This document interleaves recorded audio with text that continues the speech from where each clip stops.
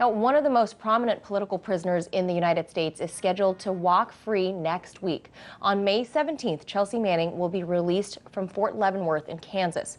RT correspondent Anya Parampil brings us the details of her case.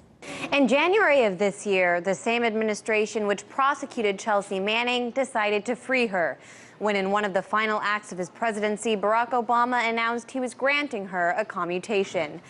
Manning was serving out a 35-year sentence at the maximum security Fort Leavenworth prison for leaking more than 700,000 documents and video files to publishing organization WikiLeaks, largely concerning U.S. military and State Department policy. Videos like the infamous collateral murder video, which depicts a U.S. Apache helicopter opening fire on Iraqi civilians in Baghdad, killing up to 18 people, including 2 Reuters journalists. One soldier can be heard enthusiastically telling his peers to light them all up. For her whistleblowing, Manning has been in custody since 2010 and was subject to conditions described by the UN Special Rapporteur on Torture as cruel and inhuman. The military denied Manning her clinically recommended treatment for gender dysphoria and sentenced her to long periods of time in solitary confinement, including once as punishment for a suicide attempt.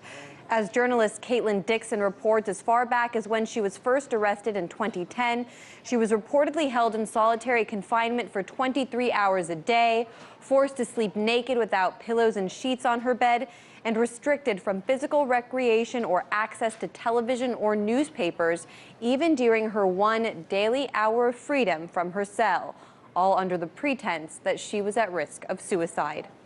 Her commutation came after years of pressure from activists and legal groups, with a Facebook page dedicated to calling for her release, racking up nearly 100,000 supporters.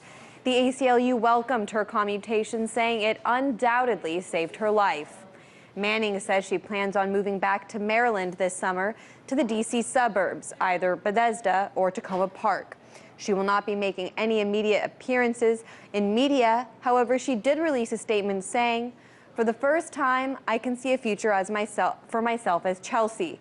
I can imagine surviving and living as the person who I am and can finally be in the outside world.